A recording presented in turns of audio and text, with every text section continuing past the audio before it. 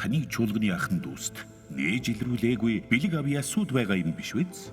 Христ өөрийн чуулганд бэлгүүдийг өгсөн нь анзаарлгүй өнгөрөөж хадгалах гэж биш, харин илрүүлж, чөлөөлж, амьдруулахын тулд өгсөн билээ. Гэвч өнөөдөр олон чуулганууд бэлгүүдээ ашиглалгүй зэврээсээр, олон сайхан бэлэг авьяас идэвхжиж чадалгүй морьссон хിവэр. Тиймээс харамсалтай нь олон пастор удирдагчид ачааны хүндийг ганцаархнаа үүрч явна. Харин чуулганаа хэрхэн идэвхжүүлж гал халуун болгох вэ?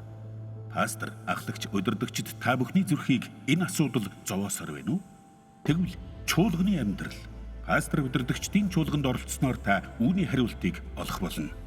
Та 2 өдрийн гүн гүнзгий практик ариун сүнсээр дүүрэн конференцэд оролцсноор яг л шинэ гэрээний чуулгануудын адил чуулгандаа байгаа гайхалтай бэлгүүдийг таньж, нээж, илрүүлж, Эфес 4:12 хэлсэнчлэн ариун хүмүүсийн үйлчлэлийн ажилд бэлтгэж Христийн биеийг байгуулахын тулд суралцах болно.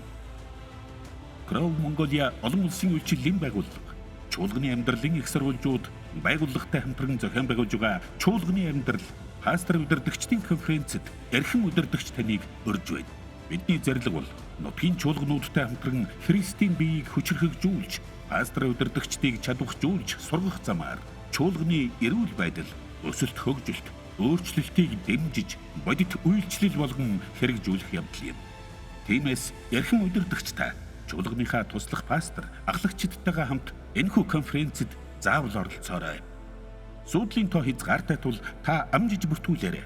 Дэлгэрэнгүй мэдээллийг QR кодыг уншуулж, эсвэл 99 80 93 80 91 тэгтэг 47 77 дугаарын утсаар аваарай. Конференц 2026 оны 5 дугаар сарын 20-оос 21-ний өдрүүдэд найдвар чуулганы байранд зохион байгуулагдана. Чуулганы амьдрал, пастор удирдагчдын конференц.